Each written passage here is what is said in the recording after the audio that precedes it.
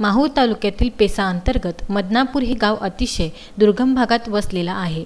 कोरोनाचा प्रादुर्भाव रोखण्यासाठी प्रशासनाने महात्मा ज्योतिराव फुले कर्जमुक्ती योजनेअंतर्गत शेतकरी वर्गास आधार प्रमाणीकरण करण्याची जबाबदारी ग्रामपंचायत पातळीवर संगणक परिचालकास देण्यात आलेली आहे। त्या मोबदल्यात शेतकरी वर्गाकडून कोणतीही आर्थिक लूट करू नये असे सांगण्यात आलेले आहे। पण मदनापूर ग्रामपंचायत मधील संगणक परिचालक गजानन तुंबावार यांनी प्रत्येक आधार प्रमाणीकरण करण्यासाठी आलेल्या शेतकऱ्यांकडून 50 रुपये घेत आहे, अशी तक्रार मदनापूर येथील शेतकऱ्यांनी माहूर पंचायत समिती गट विकास अधिकारी यांच्याकडे केली आहे। जवळपास 300 ते 350 लोकांचे आधार प्रमाणीकरण करण्यासाठी 50 रुपये उकडले जात आहे। यावर कुठेतरी आळा बसावा आणि शेतकऱ्यांची आर्थिक लूट थांबवावी यासाठी मदनापूर येथील ग्रामविकास, युवाप्रेमी व शेतकरी यांनी गटविकास अधिकाऱ्यांकडे धाव घेतलेली आहे। निवेदनावर सचिन टनमने, दीपक टनमने, शुभम डाखोरे, शंकर लांडगे, आकाश रामटेके, गजानन गावंडे, सदाशिव गिरी आदींच्या स्वाक्षरीचे निवेदन देऊन संगणक परिचालकास ग्रामपंचायत मदनापूर यांच्यावर कारवाईची मागणी केली आहे। कार्तिक बेहेरे, विदर्भ न्यूज, माहूर।